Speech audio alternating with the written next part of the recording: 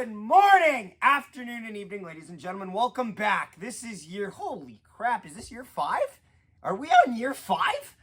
Holy Moses. Welcome everybody. If this is your first time tuning in, hi, hello, my name is Zachary Nolan. I cover every single Winnipeg Jets game, whether it is the 3 Young Stars Classic games, the preseason, which we're covering right now, the 6 preseason games, the preseason, which we will cover after the preseason, or the regular season, all 82 games. I cover all of them. I've been doing it now for a little over about 4 years. So, yes, I think it's been 4 years. Edmonton missed the playoffs, exit. Okay, yep, it's 5 years now. Oh boy, let's date the channel. Channel's been dated. No. Jets win 4-3 in overtime over the Calgary Flames. And you know what? There was something that really stuck out to me.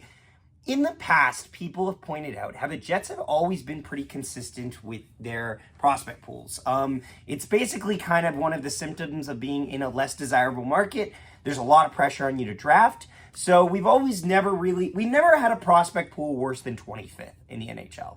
That's the way I always look at it. Even at our worst, we're 25th in the league. And at our best, we can be sometimes as high as like 8th in the league. Right now, I'd say our prospect pool is about mid. The definition of mid. I don't think we have any guaranteed stars, but I think there's a lot of depth there. And it really stuck out to me then when Craig Heisinger was saying that we've never really had success at Penticton, which is the Young Stars Classic, which is kind of ironic because I hold our prospects in high regard, but over the course of the last couple of years, last year included, I was high on that squad going to Vancouver or going to BC, and they didn't win a lot. They won 1 game, they lost the other 2. It was kind of disappointing, and I expected a lot more. And it was good to see that, and the main point of what I'm trying to say is it's good to see them start the Penticton little tournament with a win. That's nice to see. Over a Flames squad that had a really loaded defense core, honestly. Going into this game, the rosters were they were released about a week in advance. Some notable omissions, honestly, on offense. The only real notable omissions were basically Parker Ford. Just Parker Ford was the really notable guy that was on the team last year that isn't on the team this year. Everyone else that you think should be there is there. They sent the tandem of Milic and DiVincentis. They sent all the offensive players that you wanted to see, all the defensive players that you wanted to see, even though I would argue our defensive pool is not as deep. And I was really impressed by a bunch of them today. Honestly, the Jets had an amazing first period. They went bang, bang on the board. Chibrikov scored first to make it a 1-0 game, and then Connor Levis scored to make it a 2-0 game. And Connor Levis is a guy who you should be watching to see get offered an entry-level contract.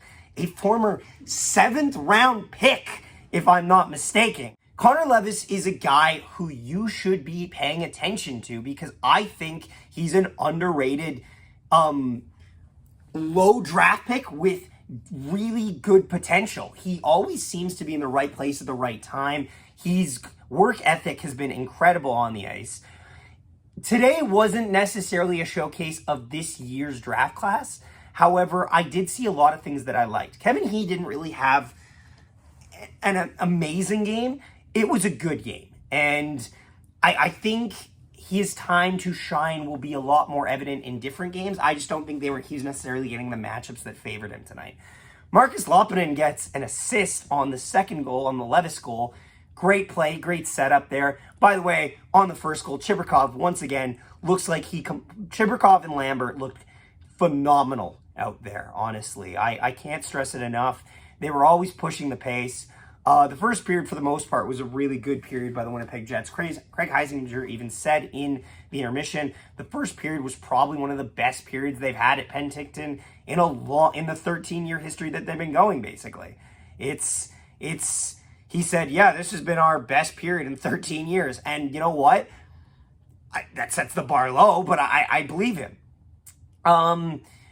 First period, solid. Second period, not so much. Calgary gets 2 goals back.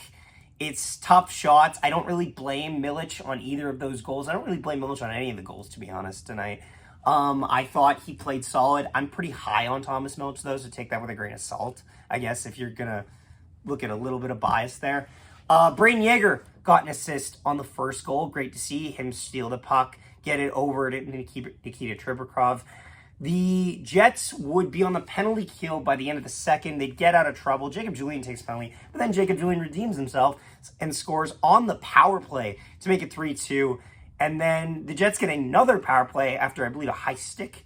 And they end up giving up a shorthanded goal near the end of it. It's just a broken play that just gets the net. Milic never really gets set after the initial shot, and the puck kind of just makes its way awkwardly to the back of the net. It's tough. It happens. Oh well. I really wasn't focused necessarily as much on the results, more on what I was seeing on the ice. The results will come to the person that is working the hardest and has the most talent out there and is showing off, honestly. And that's mostly what we're seeing in these tournaments. Daniel Torgerson had a bit of a rough night. Whiffed on a couple chances, couple posts, didn't go his way. Going into the third period, honestly, with they scored on the power play, they gave him a shorthanded goal. It's not great. It's good. At times, it's not great at times. It happens. Going from that, we go into overtime, and it's an exciting, little bit nervous overtime. I really wanted to see them win. It's not as stressful as a regular season game or even like a playoff game or a regular season game or anything, but you want to see the young stars succeed, and they did. Dmitry Kuzmin, a 2-on-0 gets created somehow here, and Colby Barlow feeds it over to Dmitry Kuzmin, and he tucks this game to bed in overtime. The Winnipeg Jets win. Great. A great win in overtime. I'm excited to see what the rest of the Young Stars Classic holds, and I'm just happy that hockey's back. 3 stars of the game. Honorable mention, Thomas Milic and Brayden Yager. Both of them, one got on the score sheet in a big way, honestly, to start off. And Milic, solid. Just solid. Honestly, I think it could have really got a hand in the second period, and he held his own. He kept the game tied, and that gave them the room to take that lead.